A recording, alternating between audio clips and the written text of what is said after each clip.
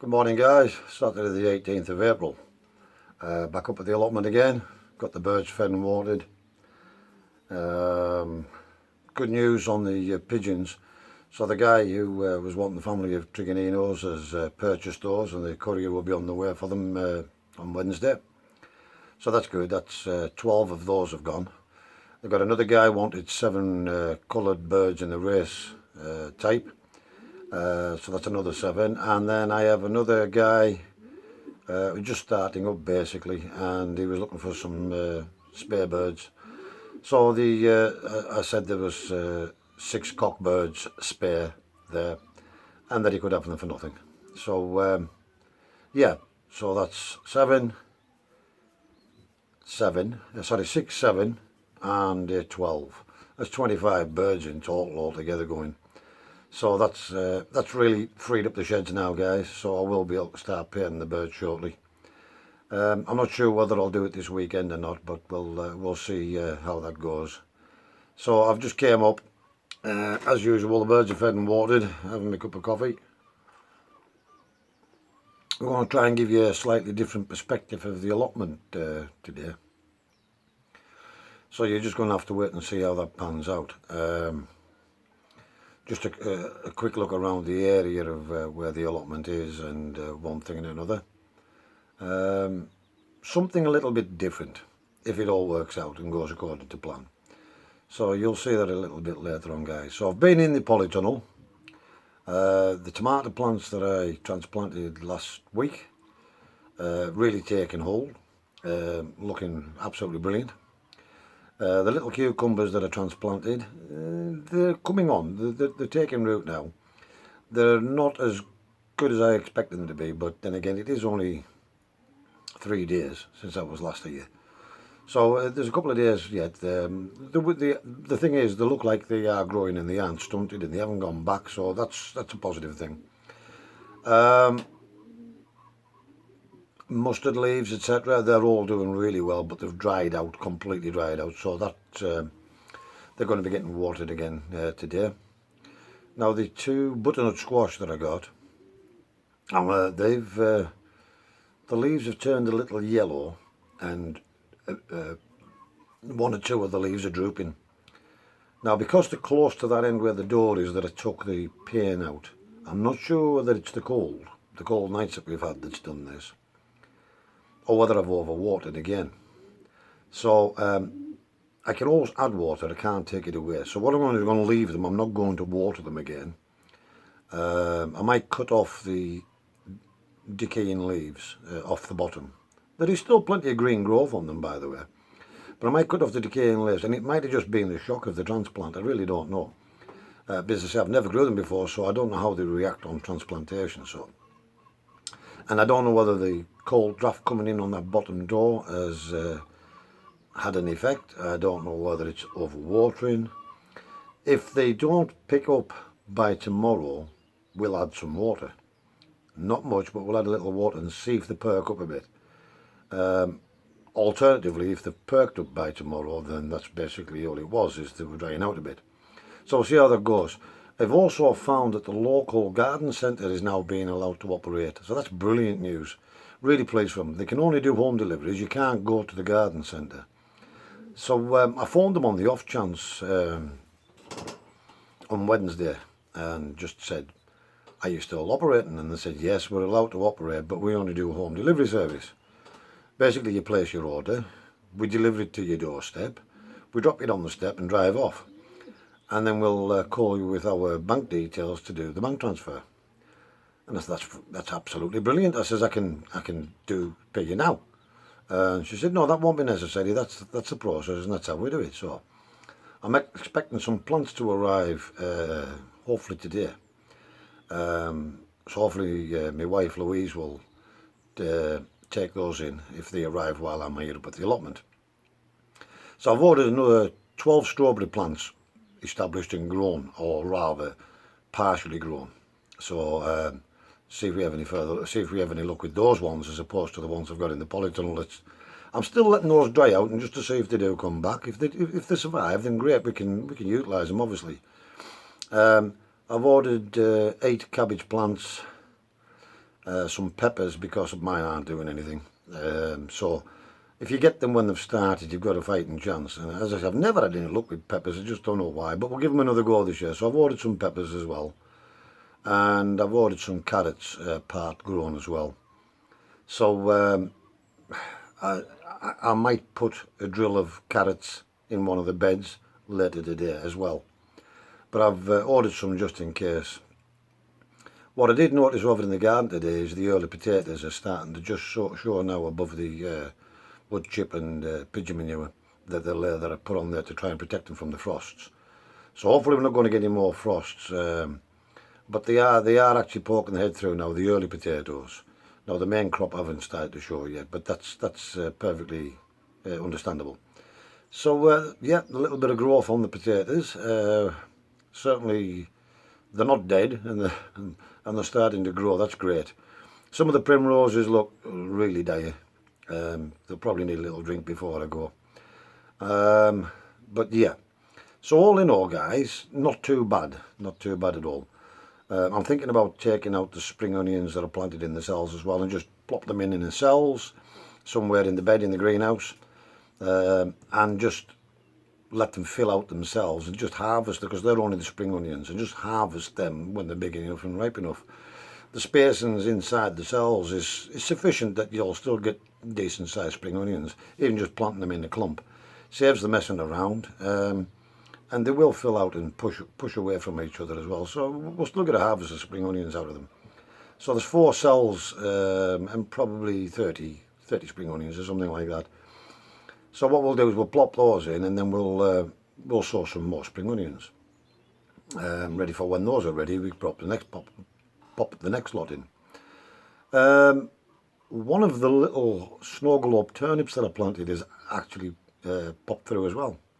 And I can see there's a bit of movement on the top of the surface of the soil where I planted the peas as well. So they're obviously starting to open up and burst open, because there's a little mound on the top of the soil so they're obviously doing something under there. They're germinating and they're starting to push the soil. So they shouldn't be too long till they're popped up. They might even be showing their heads by tomorrow. We'll wait and see how that goes, guys. So I'm just going to have this cup of coffee, and then, as I say, we'll try and give you a different perspective of the allotment, and we'll see how that goes, guys. And if successful, then obviously we'll put it up. We'll catch you later, guys. Stay safe. By the way, I hope everybody is still staying safe and keeping themselves out of harm's way. So far, so good. It does look like that a lot of people are now taking this serious enough that they're being far more sensible. Let's just say that. I've seen people being a lot more sensible now than of late. So hopefully the message has finally got through. It's only taken 4 weeks, 5 weeks to get through to some individuals. But yeah. So guys, that's it for now. Enough babbling, and we'll catch you a little bit later on. Take care.